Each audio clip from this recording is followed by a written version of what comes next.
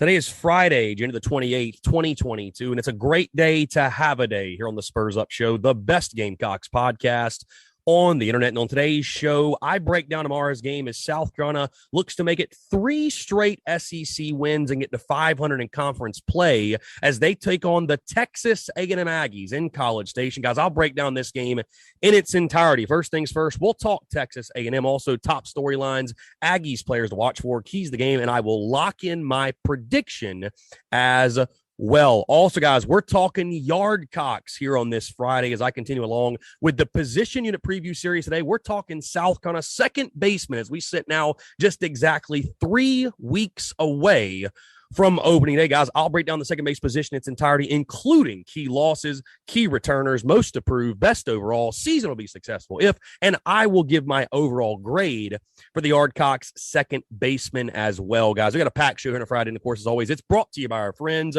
over at Upstate Movers Group. Guys, for all your moving needs in the 2022 calendar year, be sure to check out our friends over at Upstate Movers Group. You can find them on social media at Upstate Movers Group. Or of course, if you have any other questions, go to their website, upstatemoversgroup.com. That's upstatemoversgroup.com. Be sure to check them out and tell them Chris from the Spurs Up Show sent you. Let's get it.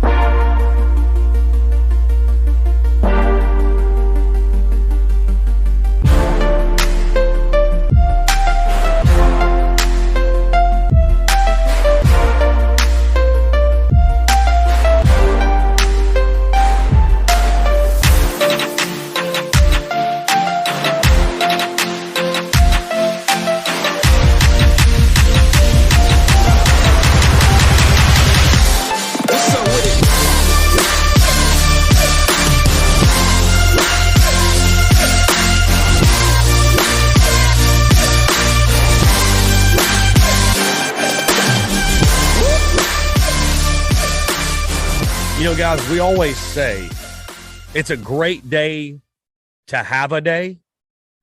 And in some instances, that applies more so than others.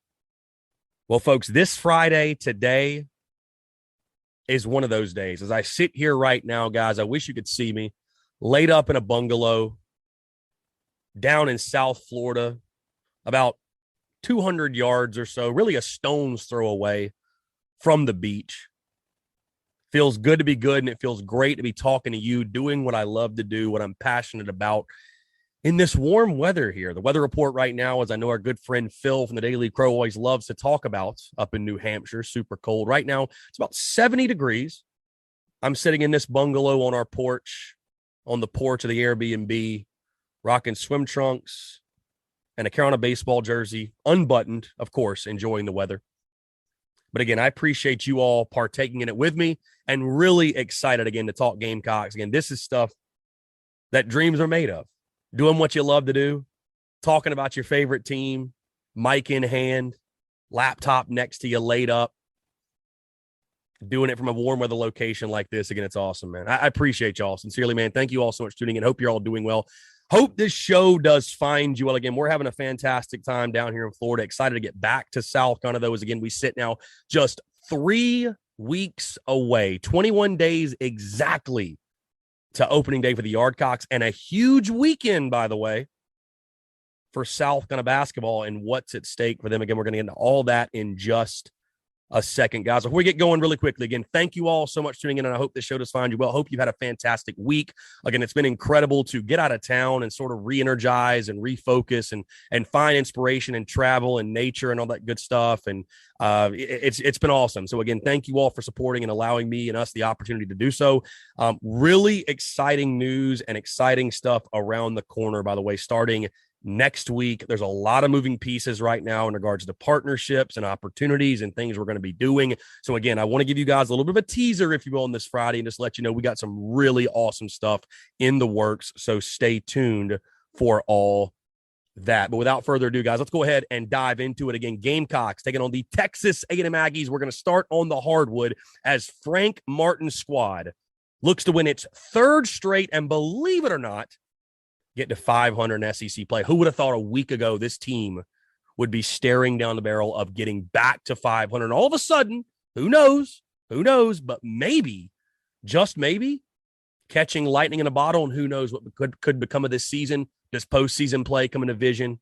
I don't know. You got to take care of the Aggies first. By the way, South Carolina A&M in College Station, Texas at Reed Arena, 8:30 tip on the SEC Network. The series history, South Carolina actually leads us 8-5, and Carolina has fared really, really favorably against Texas A&M, winning 5 in a row in the series, including the last meeting, which was last year. South Carolina won that game 78-54. Texas A&M on the season 15-5. They're 4-3 in conference play, but get this: started out the year 4-0 in the SEC, lost their last 3 games. And when you look at the schedule, they suffered a heartbreaker in their last one, 70-64 at number 19 LSU.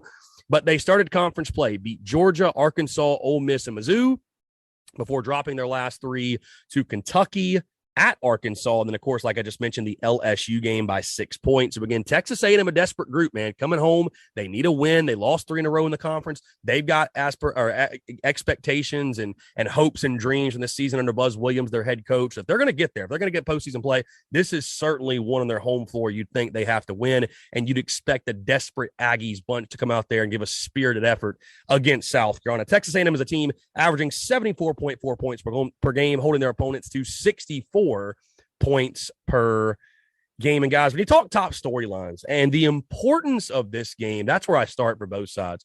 You know, I would probably say to this point, man, this is the most important game to date for South Carolina. Obviously, it's big for A&M, again, 4-3, but losers of the last 3. They have not fared well against South Carolina over the last 5 meetings, with the Gamecocks winning all 5. But you look at South Carolina's schedule, and you look at this season still early on in conference play and what it is and what it can become. Again, I don't want to overreact to wins over Vandy and Georgia and games in which you were down and out, you were dead, you were down at half, obviously, and you somehow, some way find a way to be resilient, fight, scratch, and claw, and get a victory. I don't want to overreact to that. Again, you entered this week knowing if you were going to, quote unquote, salvage the season in any way, you had to go 3-0. And again, what does salvage mean? Does salvage even mean make the tournament? Not necessarily, but if you were even going to threaten sniffing getting on the bubble, you had to go 3-0 this week. Now, you look at this game, I'll be really intrigued to see what the Vegas line is in this one, because, again, A&M is a quality team. They got good players.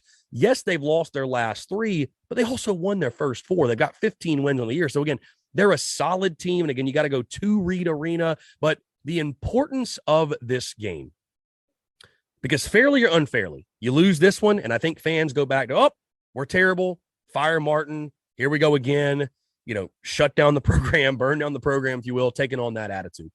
If you're able to win this one, though, and get to 500 in SEC play, sitting at 4-4, when it felt like your season was basically over. I mean, I thought it was. At 1-4, I was like, you know what? This team is on pace to go the 6-12 that I predicted in the preseason and SEC play.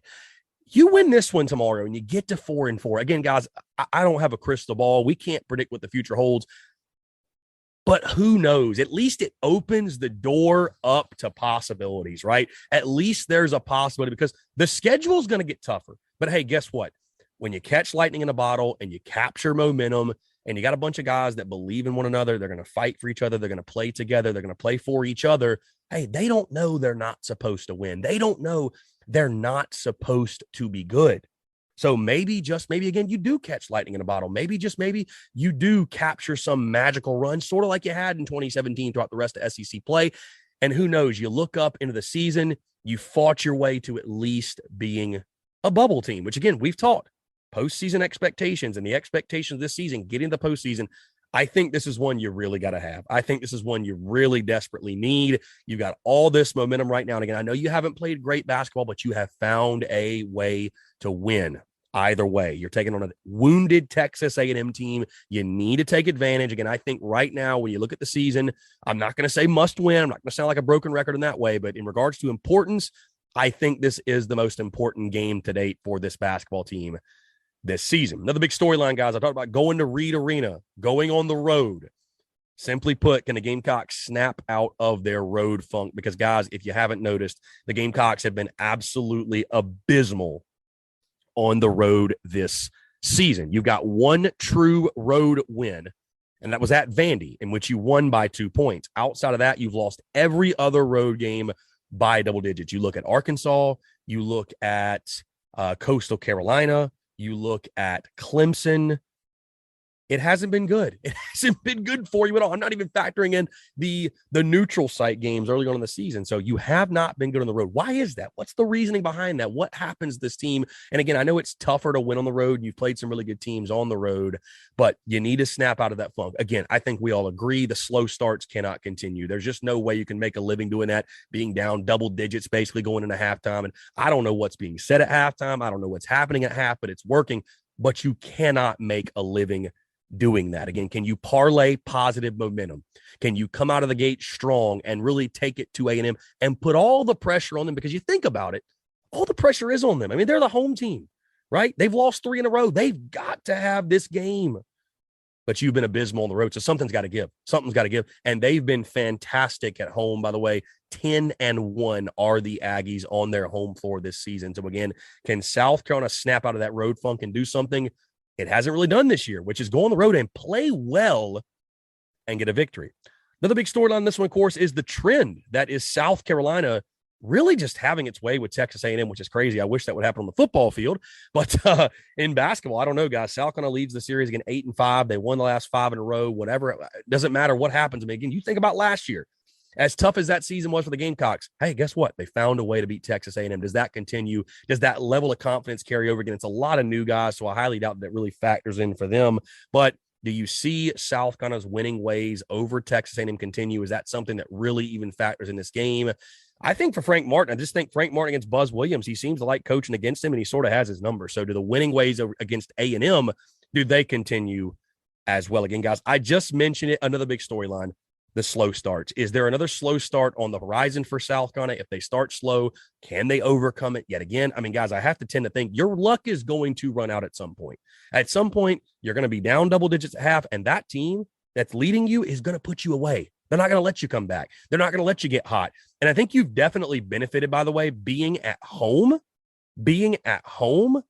and riding the momentum of your home crowd, and you sort of get things going, and your crowd sort of wills you, if you will, to a second half comeback. You're not going to have that tomorrow. You're not going to have that at Reed Arena in College Station. You're going to have everybody against you, everybody pulling against you, pulling for you to fail. So if you get down early, I think A&M is going to do their best to keep their foot on your throat and finish off the job. So another slow start. If it happens, can you overcome it? But more importantly, can you avoid the slow start? Can you avoid the slow start and again, do something you haven't done in quite a while, which again is have a halftime lead. I feel like it's been forever since South Carolina's gone into half, and I felt really good about the prospects of winning the game. So again, gotta avoid the slow start in this one, in my opinion, to have a chance. And my final storyline, guys, again, I talked about it a little bit earlier, but who needs to win more? That's always a fun conversation to have because, again, on one hand, you've got a team that, and I know some of you get tired of me saying this, by the way, but this is just the reality. South Carolina right now is playing to, whether you want to phrase it as save Frank Martin's job or solidify that he is the right answer for the future. Hey, there's some uncertainty right now in regards to the future of South Carolina basketball. That's what the Gamecocks are playing for, because guess what? The more we win, the more likely it is that Frank Martin is here for the long haul. On the other side, you've got Texas A&M. Started out SEC play 4-0, lost their last 3. They come back home, right? I mean, this has got to be a must win for them. You got to have this one if you're A&M. You got to look at yourself and say, we can't fall to 500 in league play on our home floor to a South Carolina team that, let's call it for what it is, isn't exactly world beaters. So who needs this win more? Who's it more pivotal for? Texas A&M or South Carolina? And it's going to be fun to watch two hungry, desperate teams, if you will, duke it out. All right, let's move to Texas A&M players to watch for, guys. You got to start on the outside. Guard Quentin Jackson, 13 points per game, 3.3 rebounds per game. Been a really good player for them, a veteran guy. Forward Henry Coleman III is another one, big-time dude, 10.8 points per game and 5.5 rebounds per game. And then finally, guard Andre Gordon, 7.9 points per game and 2.5 rebounds per game. Lethal from outside, 48% three-point shooter. Guys, let's look at the keys to the game. What must South Carolina do to win this basketball game. Number one, I think you got to get to the free throw line. You got to stop getting dominated at the free throw line. This whole thing of you shooting like 12 to 15 or so free throws and the opponent shooting 30, shooting 40, whatever, it can't happen. It can't happen. Again, make a way to get to the line. Be physical. Don't just settle for the jump shot. Be physical, drive to the lane, go to the paint, whatever, get to the free throw line. You cannot get dominated in that facet yet again. My second key to the game, guys, we already talked about it. You got to get off to a better start. You have to. You've got to get off to a better start. You've gotten away with that. You've cheated death, if you will, the last 2 times out against Georgia and Vanderbilt. You have cheated death, without a doubt. That will not happen again on the road. I'm willing to bank on it. You know what? If it happens a third time and I'm wrong, I'll be happily wrong. But at some point, you're going to play a team, and especially when you're on the road, you're not going to have your fan base and your home crowd to will you to victory and keep you positive and keep you optimistic. That team is going to keep their foot on your throat, and you're not going to come back. So you got to get off to a faster start if you're South Carolina. And my final key to the game, guys, is find that spark on the road, man. You haven't played well. You haven't played well on the road. And it's really a mental thing when you go on the road. You know, I used to love when I played college baseball on a much smaller scale. I was D2, but you talk to a lot of athletes, man. They love going on the road, right? They love people trash talking them. They love the booing. It drives them to be even better. So whatever it takes to motivate you, whatever it takes to pull your best game out, find it. Find it. So again, my 3 keys to the game: get to the line and win at the line, get off to a faster start, and find your spark on the road, which leads me into my prediction. How will the Gamecocks fare in College Station? They look for their 6th straight win over Texas A&M in this series. Very big game for both sides. Like I said, guys, you look at the South Carolina side, fighting for the future of South Carolina basketball. That's the way I think you can look at it. Fighting for the future of South Carolina basketball, a team looking to get back to 500. You've got positive momentum. I don't care who the wins were against. You've got positive momentum. Can you parlay that momentum, get back to 500 in SEC play? Because I think if you can do that, again, there's no guarantees. Who knows what's going to happen? But if you can get to 4-4, at least, if nothing else, it cracks the door open to some possibilities for your season. Texas A&M, they've got big expectations under Buzz Williams, lost 3 in a row. You're hungry. You're desperate. You're playing a South Carolina team, guys, that, like I said, isn't exactly world beaters. It's a game you got to have. It's a game you got to have if you're Texas A&M. If they have any type of aspirations for postseason play or doing big things with their season, it's a game they have to win, right? With that being said, again, the Gamecocks have cheated death the last 2 games, being dead in the water for the first 25, 30 minutes or so of the game, and then finding a spark, and they're able to mount this great comeback. And, you know, it's a great story. It's fun. It's exciting. You know, social media had a lot of fun with me after I picked Vandy to win the game. And of course the Gamecocks win. And, you know, I said at halftime, I was like, you know, the program's dead. This thing's dead. You know, I was done. I was fed up. Right. So of course I heard it from everybody, and that's all fine and dandy, and it's a lot of fun. I'm really glad we won. I'm glad to see the Gamecocks in a 2-game winning streak. And I'm very happy we were able to cheat death. My question is this: was that a 2-game set, a 2-game thing where the slow starts will go away? Or is this who this team is? And I think more than likely, guys, it's just sort of who this team is at this point. We sort of know what we are. And the Gamecocks will not be able to cheat death for a 3rd consecutive time. I think South Carolina does get off to another slow start. I think this is a very competitive game, by the way, back and forth. South Carolina has a lot of confidence against Texas A&M when these 2 teams play each other. But right now, again, going on the road, A&M is desperate. They're hungry. They're going to be a desperate bunch on their home floor. They're going to give you their absolute best shot and best effort. And I think their best shot and their best effort is going to be better than what South Carolina will have to produce, or will be able to produce, I should say, on the road, in a place that, again, being on the road, they have not played well. South Carolina has not played well outside of that win at Vandy. You've lost by double digits every other time you were in a true road game. So again, for that reason, I think it's a very close competitive game. I think South Carolina has a spirited performance, but again, you can't cheat death for a 3rd consecutive time. You go on the road and do that. A&M, I think, will put their foot on your throat, and they will not let off. That being said, it's a close game. It's a close loss, though. And I think the Gamecocks fall to 3-5 in SEC play. I got Texas A&M getting the win. Lock me in. Aggies 73, South Carolina 69. Again, guys, I just think you've been playing with fire here lately, and that's fine, and it makes for great dramatics, and it's awesome to look at. The culture is great, the character is great. Look at what Frank Martin's doing. He went on Jim Rome, yesterday, saying he's loving coaching this team and he's having a blast, and that's great. Hey, it's fun when you're winning, right? You're able to look past all those deficiencies and all those things you're screwing up on when you're winning, and that's awesome. I'm taking nothing away from it, but when it comes to this game tomorrow, I just don't think you're going to be able to overcome those deficiencies, those slow starts, those mistakes you are making. So again, lock me in. That reason I got the Aggies. Texas A&M 73, South Carolina 69. And again, guys, would love to hear your thoughts, your comments, your predictions in the comments below. Where am I right? Where am I wrong? Do you agree? Do you disagree? Let me hear it. All right, guys, let's talk Yardcocks here on this Friday, then we'll close things up. I know I told you guys we're going to wait and save this for the Monday show, but I figured, you know what? Why not? Let's talk Yardcocks on a Friday. We're continuing along with the position at preview series, guys. Today, we're breaking down the Gamecocks' second baseman entering opening day as we sit now exactly 3 weeks away, 21 days from opening day. When you look at the second baseman, really intriguing position. Your key loss in this one, really the only guy you lost that really played here, and he mostly played third, is Jeff Heinrich. I mean, that's really the only guy. Maybe Brennan Malone every now and then, but he really stuck at third as well. Jeff Heinrich's the big loss. A guy that wasn't a great player, call it for what it is, had some clutch moments for you, had some clutch hits, a grinder, if you will, but was not an everyday type of guy. Your key returners, of course, the big one's Braylon Wimmer, a guy who was fantastic 4 years ago. Now, again, there's a lot of question. What position is he going to play? Is he going to play a position? We'll have to figure that out as we go through preseason camp and we get into opening day.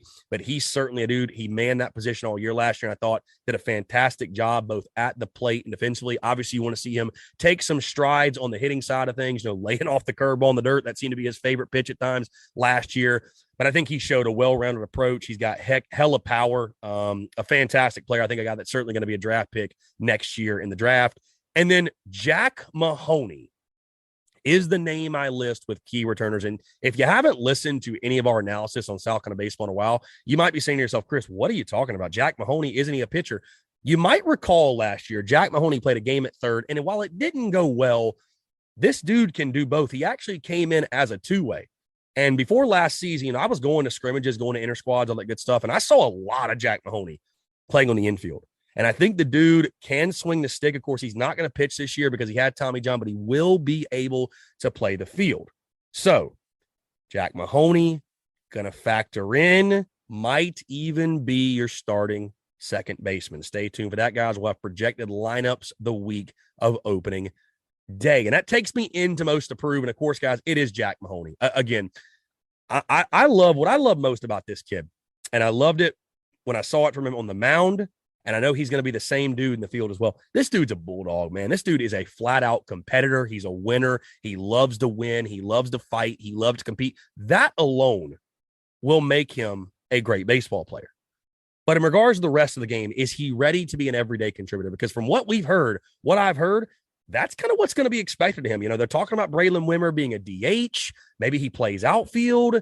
I'm sure he's going to play some second this year, but it sounds like they're putting a lot on the shoulders of Jack Mahoney. And I don't really know outside of maybe like Jalen Vasquez is another returner that can play there, but I think they want this to be Mahoney's spot. So is he ready to be an everyday contributor? Because again, we haven't seen a lot of him. We saw him one time in the Friday night against Mizzou. And I don't take a lot from that because it was one of those things, I was able to talk to some people off the record and they said, he didn't find out he was even playing in the field till like the day before and hadn't taken ground balls, and which is kind of crazy when you think about, putting him in that situation in an SEC game, if you will. But is Jack Mahoney ready to be an everyday guy? Again, the grind that comes with that of being an everyday second baseman in the SEC.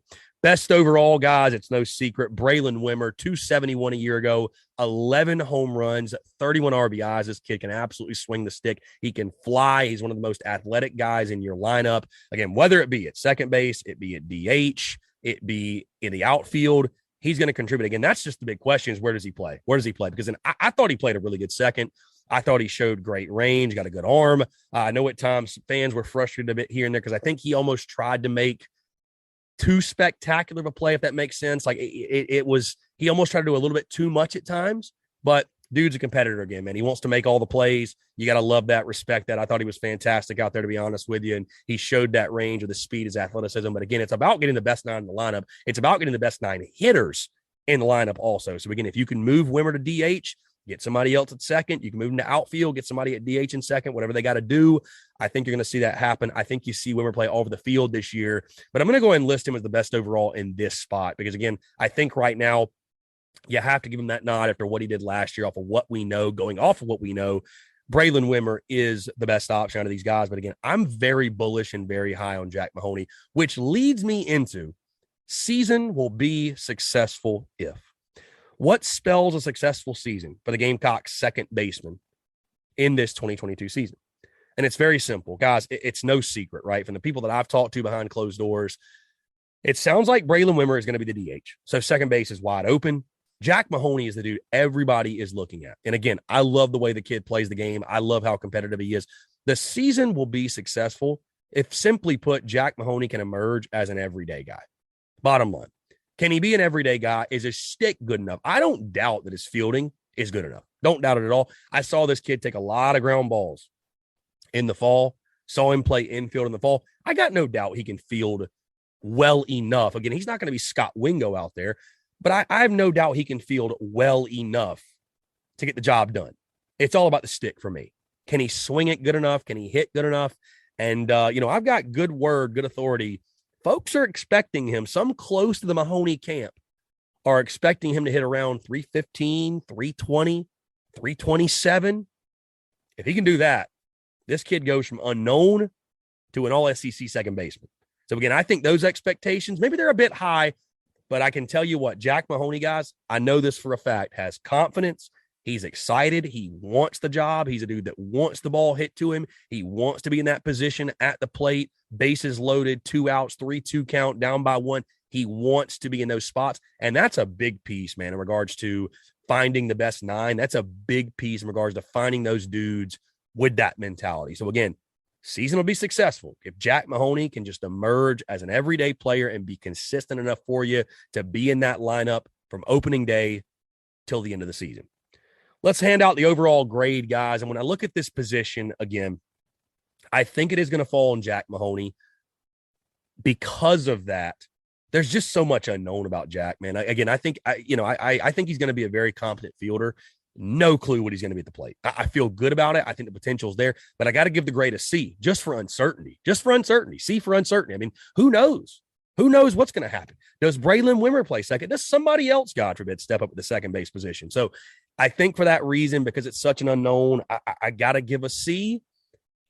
And it kind of bodes with the rest of this team. There's a lot of question marks that I feel good about. The talent's there, but they are question marks. So again, for that reason, guys, lock me in, I think, a C overall. But I am really excited to see what Jack Mahoney can do, because I do think, not to spoil my predictions for my opening day lineup or anything like that, I do have a feeling that Mahoney will be your starting second baseman. I have a pretty good sneaking suspicion that it is going to be Jack Mahoney. He is going to get that opportunity. But again, for me, it's just all about, is the bat ready? Is the bat ready to be an everyday bat? Is the bat ready to be a guy that goes up against the best arms in the SEC? That's my question. So again, overall grade is a C.